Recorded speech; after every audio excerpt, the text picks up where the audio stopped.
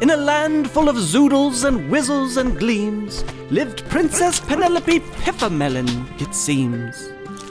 She'd once been so snooty, so prissy and grand, but kindness and charity now guided her hand. Now in Weaselton, the kingdom she adored, the people were burdened, oh how they were flawed. For Krang the clamorous, wicked and sly had taxed them with fees that made onions cry. Then one gloomy morning with a shiver and quake came a rumble, a grumble, enough to awake every snoozer and woozer and wobble pot too. A shadow so massive it blocked out the blue. A giant named Gulliver Grog was in sight, but he crawled on his knees. He was so scared of heights. With knees a knock-knockin' and toes turned to jelly, poor Gulliver wobbled right down to his belly. The townsfolk all scattered, ran here and ran there, as Gulliver tumbled and caused a great scare. With a rumble and a bumble, a crash and a kerplatter, he knocked over Krang's statue with a big splatter. Poor Gulliver groaned, feeling low as can be, for friends he had none, and he crawled helplessly. He lost all his courage, his confidence too, for he'd fallen from heights more times than a few. But Princess Penelope saw him and sighed, for she'd once been proud, filled with ego and pride. Her heart gave a tug, like a snuffle-dug squee, and she knew that charity could help him be free. With her friend Ned and Fizzgig the cat, she walked up to Gulliver, big as an orm rat. Don't worry, dear friend, we're here by your side. We'll help you to stand. Feel brave and dignified. Gulliver blinked, his eyes wide with surprise, for no one had cared or helped him to rise.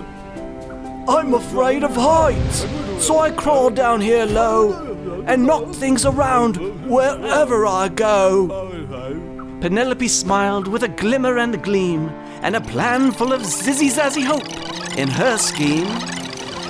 We'll start nice and slow, just a waddle or two, and with each little step, you'll be brand new. So day after day, they helped him climb high, starting with ladders and ropes to the sky. Fizzgig cheered with a purr please, as Gulliver rose, shaking right to his knees.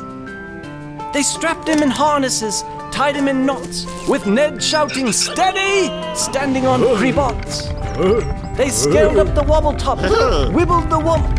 As Gulliver trembled, they gave him a grand jump. With each silly-zazzy and toppity-flop, Gulliver's courage grew and grew non-stop. His heart flew a wiggle, his toes felt less jelly, till he finally stood tall with his big old belly. But just as a giant found his true height, a zarumble, a grumble, and much to their fright, in strutted King Krang with his taxes so sly, demanding their knuckles, their nickels, their pie. But Gulliver Grog, now brimming with might, stood tall over Krang, casting shade in the light. With a booming voice and a stomp of his toe, he bellowed, "No more! Off with you, Krangy foe!" Krang gulped with a squeal, and with his men did he flee. The people of Weaselton cheered, sizzled, and free. For charity had lifted the big and the small, and helped Gulliver Grog find courage to stand tall. So, dear ones, remember with glimmity glump, that charity lifts us even when down in a slump. It's more than just manners or pats on the back. It's lifting each other when confidence lacks. So here's to the whizzle, the sniggles, the glee, faith, hope, humility, and some charity. So look for a friend, look for a flurve, With Christ's pure love, find somebody to serve. But charity is the pure love of Christ, and it endureth forever. And whoso is found possessed of it at the last day, it shall be well with him. Moroni 7:47. Thanks for watching Thumb Follow Me. We are grateful for our supporters and members.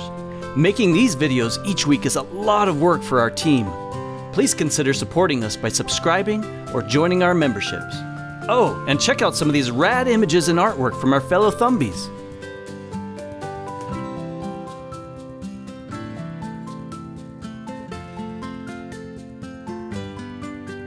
Thanks for coming on our fairy tale adventure with Thumb Follow Me.